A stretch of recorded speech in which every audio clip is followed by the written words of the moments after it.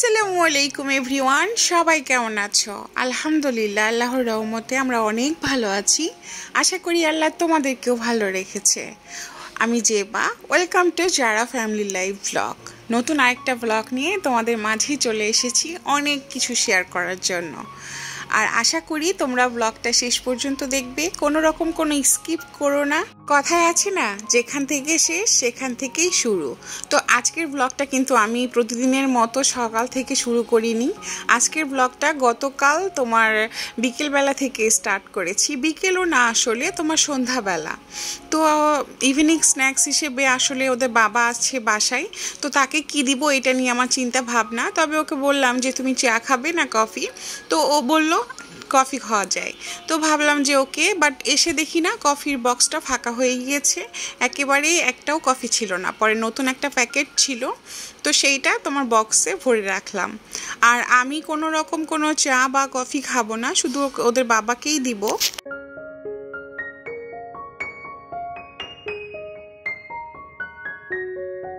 তোমরা যারা শুরু থেকে আমার ব্লগ প্রতিদিন দেখো তারা হয়তো বা জানো যে আমার হাজব্যান্ড মানে সব সময় বাসায় চা কফি তেমন একটা খায় না। তবে যখনই খাই আমি স্পেশালভাবে ওকে একটু ট্রিট করার চেষ্টা করি।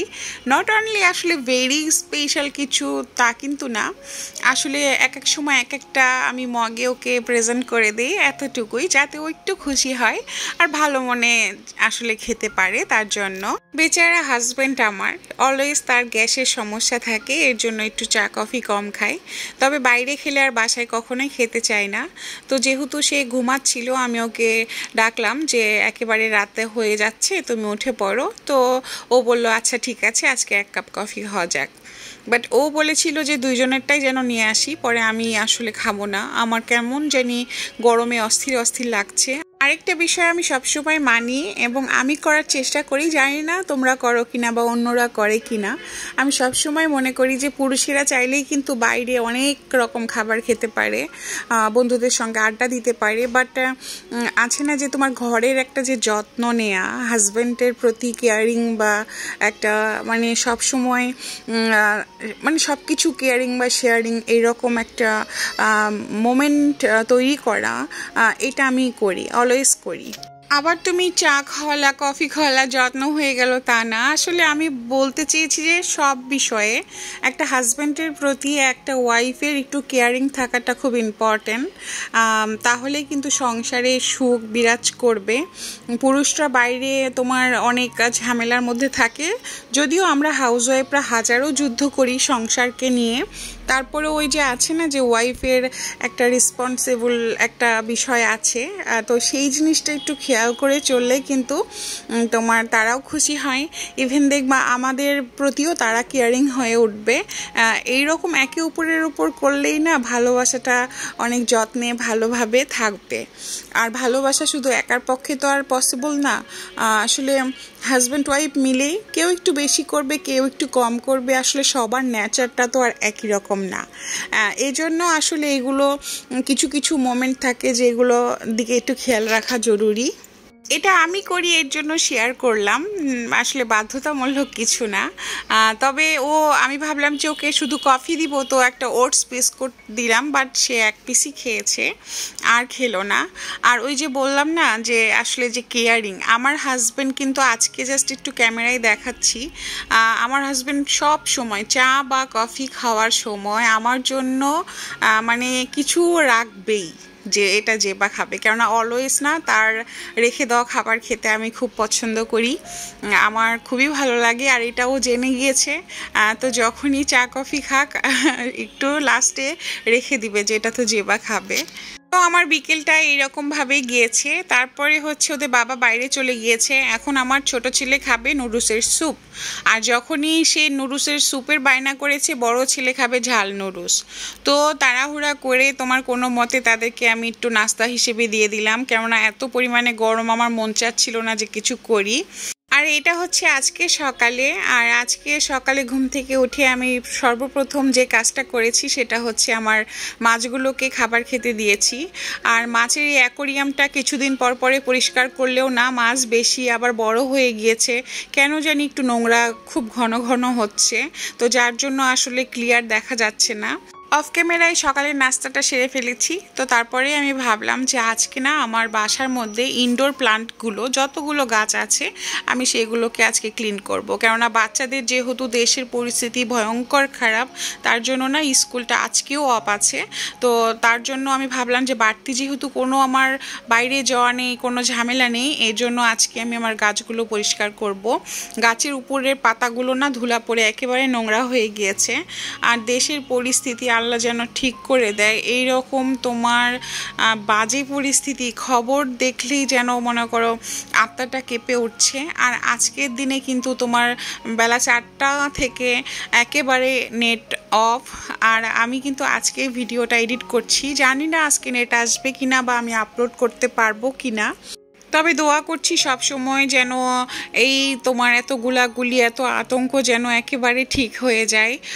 মানে আছে না যে এতগুলো মানুষ শুধু ঢাকা না পুরো বাংলাদেশে ছড়িয়ে ছিটিয়ে মারামারি হচ্ছে, বোমা ফাটানো হচ্ছে, গুলি করা হচ্ছে, এটা সবারই জানা। তবে আমরা শুধু দোয়াটাই করতে পারি, এর বাইরে আর কিছু করার নেই আমাদের। তো আমি গাছগুলোকে মনে করো সুন্দরভাবে পরিষ্কার করে নিচ্ছি, জোরেও দিতে পারছি না যে পাতাগুলো ছিঁড়ে যেতে পারে, আলতোভাবে মানে যতটুকু পরিষ্কার করা যায় ততটুকু করে নিচ্ছি।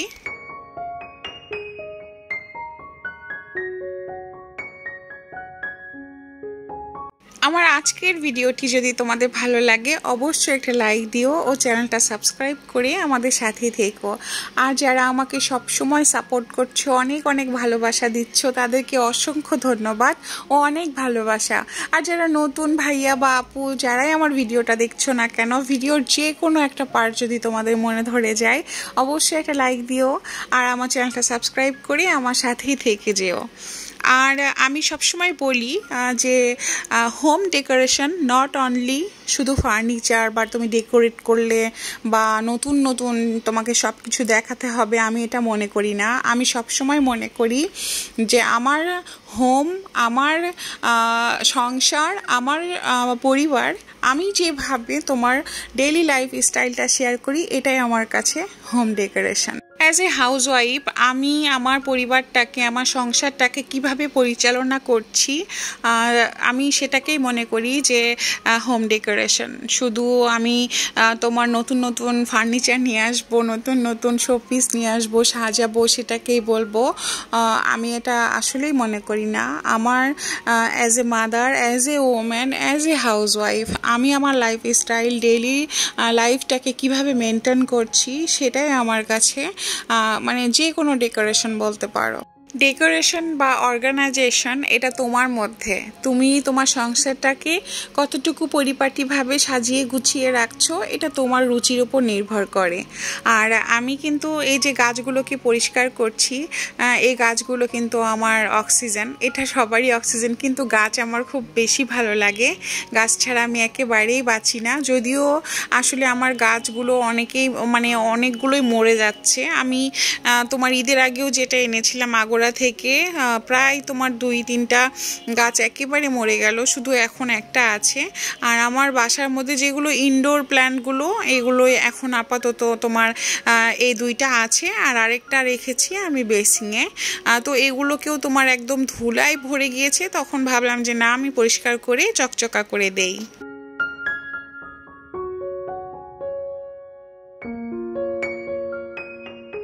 তুমি নিজেকে অনেক চকচকা করে রাখলে তোমার পোশাক আশাক ইচ অ্যান্ড এভরিথিং, বাট তোমার বাসা যেখানে তুমি আছো সেটা তোমার চকচক করলো না, তখনই তো তোমার বোঝা যায় যে তুমি কতটা অর্গানাইজ, তাই না?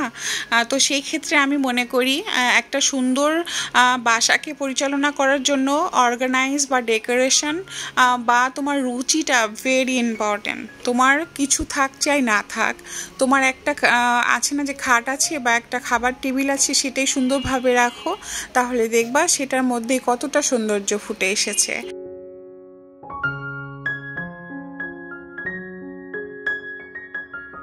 আমি গাছগুলো তোমার পরিষ্কার করে নিচ্ছিলাম আর আমার দুই বাচ্চা তোমার টিভি দেখছিল। মাঝখানে ওদেরকে একটু পড়াতেও বসেছিলাম, কেননা স্কুলটা যেহেতু অফ আর আজানের স্কুলটা তো অনেক দিন ধরে অফ চলছে। তবে পরিস্থিতি বাংলাদেশে সব কিছু সুন্দরভাবে ঠিকমতো থাকলে হয়তো বা আজানের 23 তারিখ বা 24 তারিখ থেকে স্টার্ট হওয়ার কথা আছে। তবে জানি না কতটুকু আসলে স্টার্ট হবে বা না হবে, এইগুলো যেই রকম খারাপ পরিস্থিতি চলছে তার উপরে ডিপেন্ড। তো আমার আরেকটা গাছ আছে, বললাম না যে বেসিংয়ের কাছে, তো সেইটা একটু পরিষ্কার করে নিচ্ছিলাম। আর এইটার একটা সুবিধা আছে, তুমি ডিরেক্ট পানিতে ভিজাতে পারছো বা পরিষ্কার করতে পারছো। একটু সবুজ গাছের ছোঁয়া না অনেক শান্তি দেয়, অনেক ভালো লাগে। আর আমার গাছের দিকে তাকালেই কেমন শান্তি শান্তি লাগে, খুবই ভালো লাগে। শখের দাম লাখ টাকা, তাই না? আসলে সবার শখ কিন্তু একই রকম হয় না। তবে আমার গাছের উপর যেমন একটা নেশা আছে, আমার খুব ইচ্ছে হয় যে আমি যদি গ্রামে থাকতাম একটা বাগান বাড়ি বানাতাম।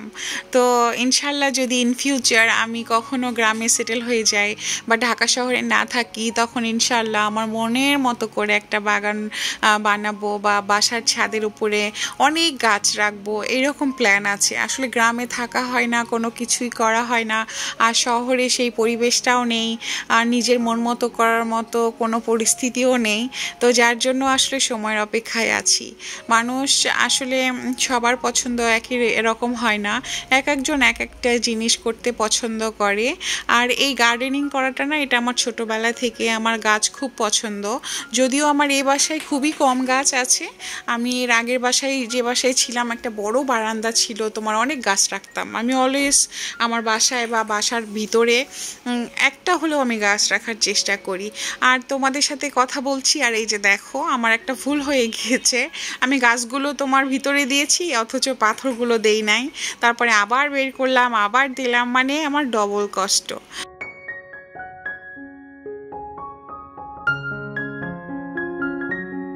আমার ব্লগটা তোমাদের কেমন লাগলো অবশ্যই তোমাদের মতামতটা জানিও। আমি এত কষ্ট করে তোমার ব্লগ আসলে প্রতিদিন রেডি করি, বাট তোমাদের যদি রেসপন্সটা না পাই তখন কিন্তু অনেক খারাপ লাগে। তোমাদের মতামতটা জানাতে পারো, ভালো মন্দ দুটোই। নট আমার ভিডিও যে তোমাদের ভালো লাগবে তা কিন্তু একেবারেই না, বাট তোমরা আমাকে পরামর্শ দিতে পারো বা বলতে পারো যে ভালো হয়েছে কিনা। আর ভালো লাগলে তো অবশ্যই আমার চ্যানেলটা সাবস্ক্রাইব করে আমার সাথেই থাকবে।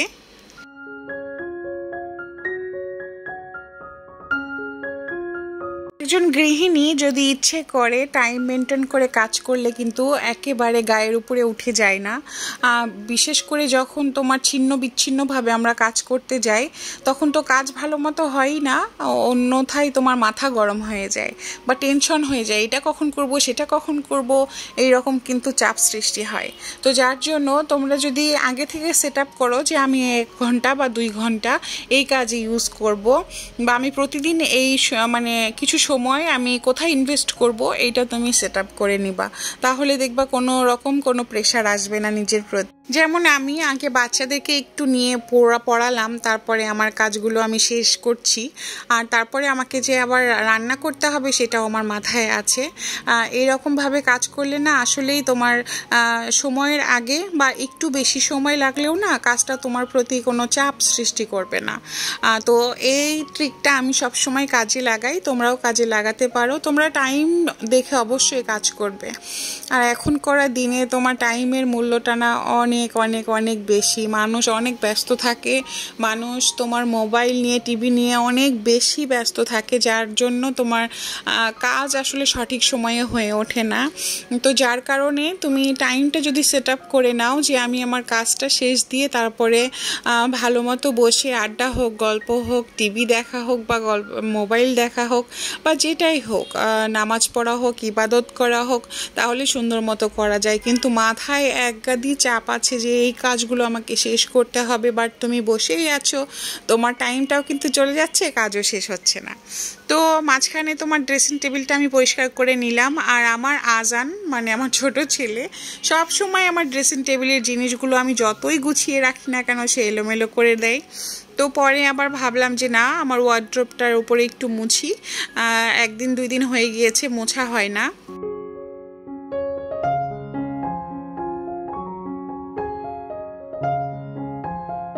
আমি আমি সব সময় কাজগুলো ভাগ করে করি, যে আজকে যদি আমি একটা রুম পরিষ্কার করি কালকে আরেকটা করব। আর যেগুলো তোমার চোখের সামনে, যেমন লিভিং রুম, ডাইনিং টেবিল, এগুলো তোমার রোজকার কাজ, এগুলো প্রতিদিনের, যেমন সকালে উঠে রান্না, দুপুরে রান্না, রাতে খাওয়া দাওয়া, ঘুমানো, ঠিক এই রকম কাজই কিন্তু আমাদের সংসারের প্রতিদিনই আমাদের হাউসওয়াইফদের করতে হয়। আমার রুমটা কোনো মতে পরিষ্কার করে আমি চলে এসেছি বাচ্চাদের পড়ার টেবিলটা গোছানোর জন্য।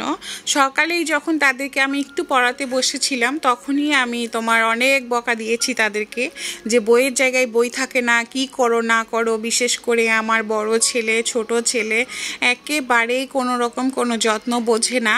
আসলে ছোট মানুষ, জানি না কবে কি হবে। তো ভাবলাম যে আগে এটা একটু পরিষ্কার করে নেই। মানে খাতাগুলো আর বইগুলো একদম মিক্সড করে নিয়েছে, ডায়েরি কোথায়, খাতা কোথায়, সব এলোমেলো অবস্থা। তো ভাবলাম যে বইগুলোকে আর খাতাগুলোকে আমি কিন্তু প্রথমেই আলাদা করে রেখেছিলাম, যদিও সে মনে করো একেবারে অগোছলোভাবে রেখেছে। তো ভাবলাম পড়ার টেবিলটা আগে গুছিয়ে নেই। আর কম্পিউটারের যেই তোমার আমি ঢেকে রাখি যেন ধুলা পড়ে না, কেননা একেবারে রাস্তার পাশেই জানালা, আর জানলা দিয়ে অলওয়েজ ধুলা আসে আর একেবারে নোংরা হয়ে যায়। বাট কম্পিউটারের যে কাভারটা দিয়েছি আমি ঢেকে রাখার জন্য, তোমার ওইটা কখনোই কম্পিউটারে থাকে না। মানে সেকেন্ডে নামিয়ে ফেলে আর ময়লা এসে তোমার কম্পিউটারটাকে একদম ভরে দেয়। তো গোটা পড়ার টেবিলটা এই যে এখন আমি পরিষ্কার করলাম, তোমার 2 ঘন্টা পরে এসে আবার যা যাবর অবস্থা থাকে। যাই হোক, আমার মনে হয় যে আমি আছি পরিষ্কার করার জন্য আর তারা আছে নোংরা করার জন্য। আসলে এটা তো মায়েদেরই কাজ, তাই না? তারা আসলে যেদিন বুঝবে হয়তো সেদিন করবে না। আমি সবসময়ই বলি বাচ্চা খুবই দুষ্টু, খুবই চঞ্চল, বাসায় থাকলে খুব জ্বালায়।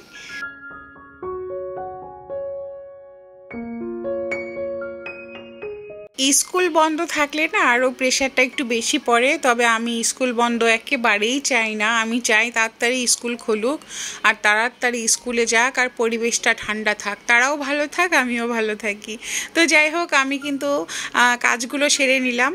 যারা আমার আগের ব্লগগুলো দেখো নাই আর যারা নতুন, তারা আমার আগের ব্লগগুলো দেখে আসতে পারো বা একটু ঘুরে আসতে পারো। আমাদের ট্যুরের ব্লগগুলো, যেগুলো আমরা সাজেকে গিয়েছিলাম, খাগড়াছড়ি, চট্টগ্রাম, অবশ্যই সেগুলো দেখে আসতে পারো।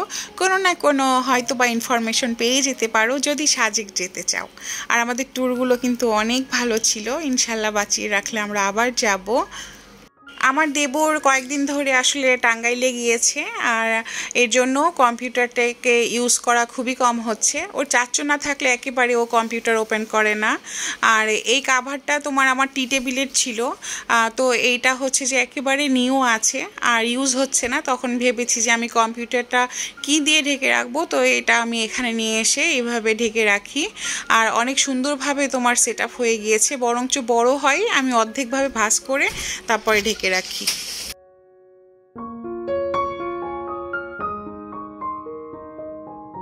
তারপরে চলে আসি রান্নাঘরে, আর আজকে রান্না হবে চিংড়ি মাছ দিয়ে বরবটি ভর্তা, আর একটু আলু দিয়েছি যাতে একটু আঠালো ভাবটা আসে। আর এটা কিন্তু একেবারে তোমার লবণ দিয়ে শুধু সেদ্ধ করা, কোনো রকম কোনো হলুদ ছাড়া। আর কালকে যেহেতু পোলাও মাংস খাওয়া হয়েছে, আজকে ভেবেছিলাম একটু ভর্তা খাবো বা ছোট মাছ। আর রান্না করছি তোমার পাবদা মাছ বেগুন দিয়ে, আর এই কাচকি মাছটা রান্না করব। এই চিকন চিকন করে আলু কেটে নিয়েছি, আর এটাই হচ্ছে আজকে আমাদের দুপুরের রান্না। কাচকি মাছটা তোমার শুধু পেঁয়াজ দিয়েও ভালো লাগে, বা এই রকম করে চিকন করে আলু কেটে রান্না করলেও কিন্তু স্বাদটা অনেক বেশি ভালো লাগে। কিন্তু পেঁয়াজের পরিমাণটা বেশি দিতে হয়, যেহেতু ছোট মাছ অনেক ভালো একটা ফ্লেভার আসে।